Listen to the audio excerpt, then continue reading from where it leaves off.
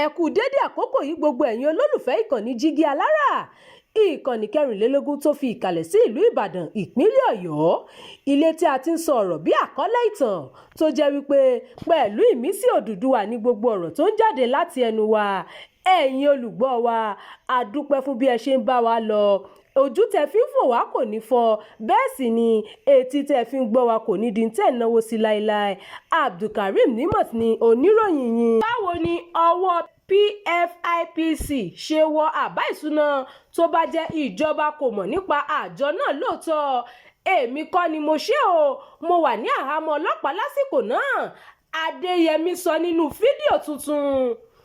Adéníyì Adéyẹmí, ẹni tó ń kojú ẹ̀sùn pé ó ṣe ìdásílẹ̀ ayédèrú iléeṣẹ́ Presidential Foreign Intervention Promotion Council PFIPC, ti jáde sọ̀rọ̀ nínú fídíò tuntun tó sì sọ ìdí tó fi ṣàgbékalẹ̀ iléeṣẹ́ náà.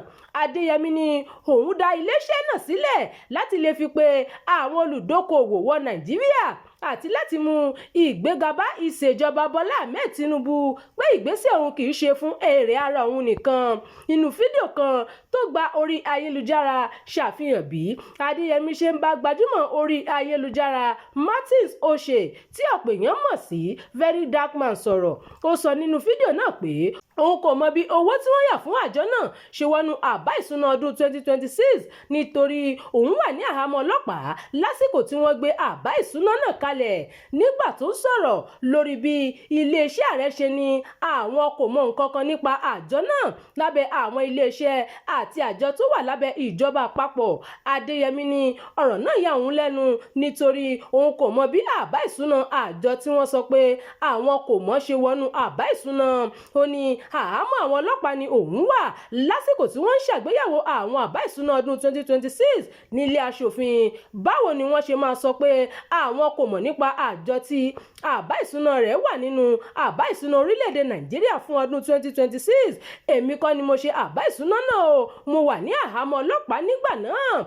Adéyẹmí ṣàlàyé pé ní oṣù kẹwàá ọdún 2025 ni wọ́n pe òun láti iléeṣẹ́ ọlọ́pàá ní Àbújá pé olórí òṣìṣẹ́ iléeṣẹ́ ààrẹ kọ̀wé ẹ̀sùn nípa òun. Ó ní òun lọ sí iléeṣẹ́ ọlọ́pàá náà láti lọ dáhùn àwọn ìbéèrè tí wọ́n fẹ̀sùn rẹ̀ kàn òun, àmọ́ tí wọ́n fi òun sí àhámọ́ fún ọjọ́ 23. Ó sọ pé ohun tí wọ́n fẹ̀sùn rẹ̀ kàn òun ni pé wọ́n ní kí òun wá ṣàlàyé bí òun ṣe ní àwọn ìwé ẹ̀rí tí òun ní lórí àjọ náà lọ́wọ́ tí wọ́n sì fi òun sí àhámọ́. Ó fi kún pé àwọn ọlọ́pàá béèrè ìwé ìdánimọ̀ òun àti ìwé tí wọ́n fi gbé òun ṣiṣẹ́, tí òun sì fún wọn ní ẹni tó bá òun gbàwé ìgbanisíṣẹ́ náà. Ó ní lẹ́yìn náà ni wọ́n fi òun sí àhámọ́ láti ọjọ́ 23 oṣù kẹwàá títí di oṣù kọkànlá ọdún 2025, tó sì jẹ́ pé nígbà tí òun fi máa jáde kúrò ní àhámọ́ wọ́n ti pe òun lẹ́jọ́ tí wọ́n sì ti gbé ọ́fíìsì tí òun lò fún ilé-iṣẹ́ míì. Ó ní òun dá àjọ náà sílẹ̀ gẹ́gẹ́ bí ọmọ Nàìjíríà rere tí òun jẹ́, tí òun sì lo owó ara òun láti fi gba ọ́fíìsì, san owó tabua tí wọ́n fi gbé àjọ náà léun lọ́wọ́, nítorí òun nígbàgbọ́ pé ìgbésẹ̀ náà máa pé àwọn olùdókòwò wọ Nàìjíríà láti ilẹ̀ òkèrè. Ó fi kún pé ìdásílẹ̀ àjọ náà wáyé nípasẹ̀ àfojúsùn láti mú kí àwọn olùdókòwò wọ Nàìjíríà, tí àwọn sì ti ń ṣe èyí pẹ̀lú níní àjọṣepọ̀ pẹ̀lú àwọn iléeṣẹ́ lájọlájọ àti ẹ̀ka ìjọba lọ́lọ́kan òjọ̀kan, tó fi mọ́ àwọn iléeṣẹ́ tó rí sí ìwà àjẹbánu. Kì í ṣe nítorí ara mi ni mo ṣe gbé àjọ náà kalẹ̀ o. Ṣáájú kí gbogbo àwọn awuyewuye yìí tó wáyé, a ti ń gbáradì fún àpérò tó máa milẹ̀ tìtì táwọn olùdókòwò káàkiri àgbáyé máa kópa níbẹ̀ lórí ẹ̀sùn pé Adéyẹmí fẹ̀sùn kan iléeṣẹ́ ààrẹ lórí ìṣẹ̀lẹ̀ yìí. Olórí òṣìṣẹ́ iléeṣẹ́ ààrẹ Fẹ́mi Gbàjàbíàmílà, Adéyẹmí ní òun kò bá Gbàjàbíàmílà ṣe ìpàdé rí, àyàfi ní ọ̀rọ̀ tí wọ́n sọ lórí fóònù látara ọ̀rẹ́ òun tó ti dolóògbé báyìí, Dọlápọ̀ Tanímọ̀lá. Adéyẹmí ní ọ̀rẹ́ òun tó bóun kàn sí Gbàjàbíàmílà tí òun fi sanwó fún ìdásílẹ̀ àjọ náà ti jáde láyé bí ó ṣe jóná mọ́lé nínú ìjàmbá iná kan tó wáyé ní Utako, Àbújá. Bákan náà ló fi kún pé àwọn tó ń lépa ẹ̀mí òun nínú oṣù kẹsàn-án ọdún 2026 kí orí tó kò ń yọ lọ́wọ́ àwọn agbébọn tó fẹ́ gbẹ̀mí lọ́rùn òun. Ìròyìn fún ti àkókò yìí kò ní jù báyìí lọ.